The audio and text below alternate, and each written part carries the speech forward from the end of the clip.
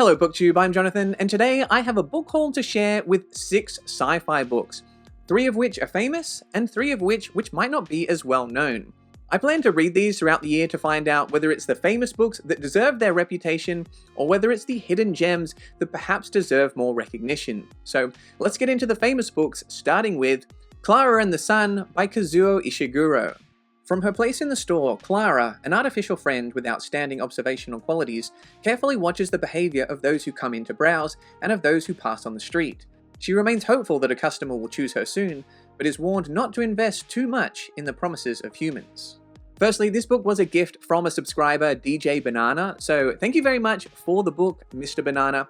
Not sure if you're an actual DJ, but if you are, I don't know if you take requests, but maybe some sci-fi themed beats could go pretty hard.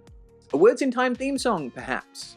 Anyway, this will be the first book I've read by Kazuo Ishiguro, and I know that he is a very well-respected author and has won several prizes, including the Booker Prize and the Nobel Prize for Literature.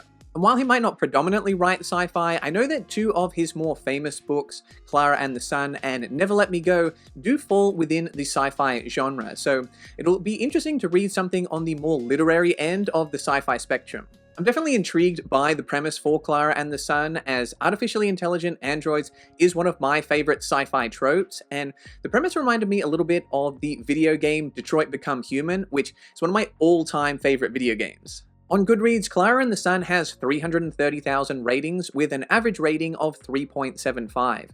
This book has the most ratings out of any of the books in today's video, and I would guess that is in part due to Ishiguro being read by readers outside of just the sci-fi space, in a similar fashion to what another contemporary writer, Cormac McCarthy, did with his book The Road, and I thought The Road was fantastic, so it'll be interesting to see how Klara and the Sun compares.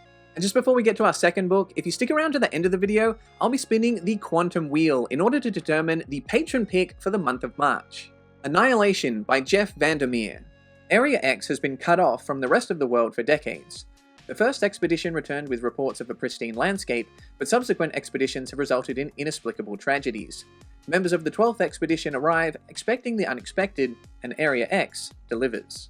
I also received this book, Annihilation, as a gift from a subscriber, Kevin. In fact, Kevin sent all 5 of the remaining books on today's video, which is what actually brought about this book haul, and it's quite humbling to receive a book as a gift. I really appreciate it, and for someone to send me 5 books is just an above and beyond display of generosity, so thank you, Kevin.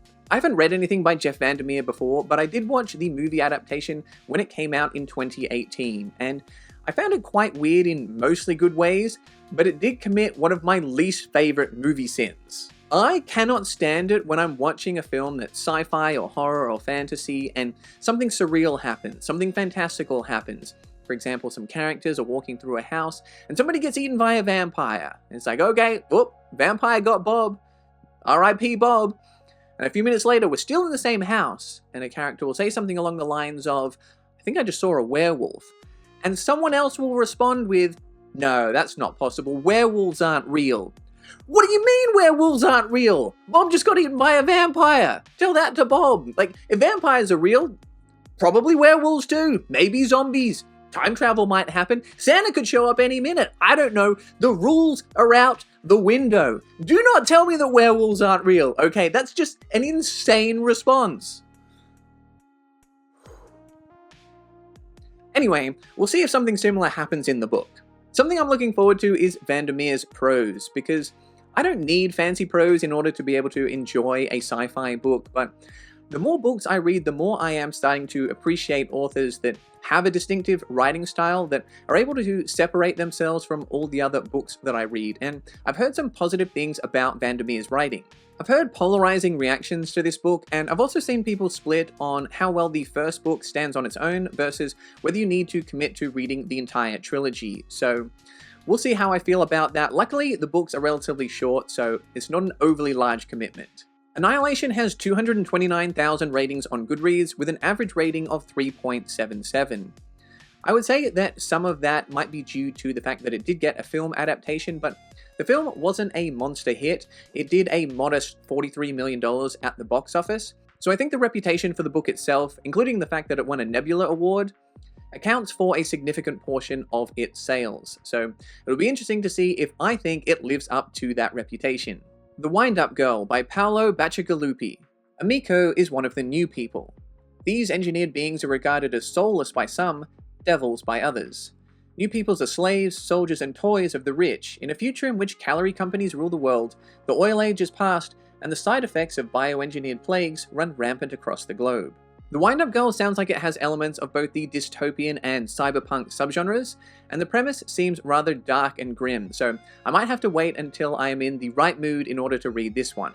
This book won both the Hugo and the Nebula Awards, so it definitely has critical acclaim, but from some of the comments that I've gotten on the channel, it seems like it can be rather polarizing. The Windup Girl has 74,000 ratings on Goodreads with an average rating of 3.75.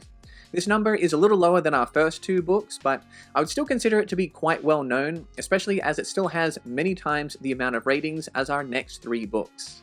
And just before we get into our three lesser known books, if you enjoy talking about sci-fi, feel free to join my Discord server where you can discuss sci-fi books and debate whether I'm English or Australian. Genesis by Bernard Beckett. Annex thinks she knows history. Her grueling all-day examination has just begun, and if she passes, she'll be admitted into the Academy, the elite governing institution of her utopian society. But the Academy isn't what she believes it to be. Genesis sometimes gets referred to as a young adult novel, but from the reviews I've seen, that's primarily just because of the teenage protagonist. Genesis is actually a philosophical book, dealing with themes to do with consciousness and artificial intelligence. Bernard Beckett is an author from New Zealand, just like friend of the channel Henry Menlich Dyer, and his new book, A New God, actually just released on March 5th, which is the sequel to A New Eden. So if you are a fan of the Bobiverse series, I think this is something that you might also enjoy, so check out the link to that in the description. Genesis is a book that I put on my TBR quite a while ago, and I feel like I haven't heard anybody talk about this book for a while, but I'm looking forward to finally getting to it. On Goodreads, it has 12,000 ratings with an average rating of 3.90. If you've read this one, let me know your thoughts on it and whether you think I will enjoy it. The Shrinking Man by Richard Matheson. Scott Carey finds himself shrinking, slowly, day by day, inch by inch. Scott once had a normal everyday existence, but as time passes, his family become giants, more and more unreachable.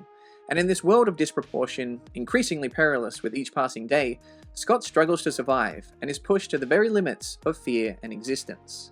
Richard Matheson is most well known for his novel I Am Legend, but there's just something about The Shrinking Man which is calling out for me to read first. I like how it has what seems like a campy or farcical premise, but is treated with a philosophical and realistic approach. If you were actually shrinking, I don't think it would be a fun romp for the whole family. I think it would be a rather confusing and frightening experience. I don't know a lot of people that have read this one, but I believe Jack from BookJack quite enjoyed this one, so I'm excited to check it off my TBR. On Goodreads, The Shrinking Man has 8,000 ratings with an average rating of 3.78. For comparison, I Am Legend has 131,000 ratings with an average of 4.06. So we'll find out whether I made a good decision to start with The Shrinking Man. Star Maker by Olaf Stapledon. A contemporary Earthman joins a community of explorers who travel to the farthest reaches of the universe seeking traces of intelligence.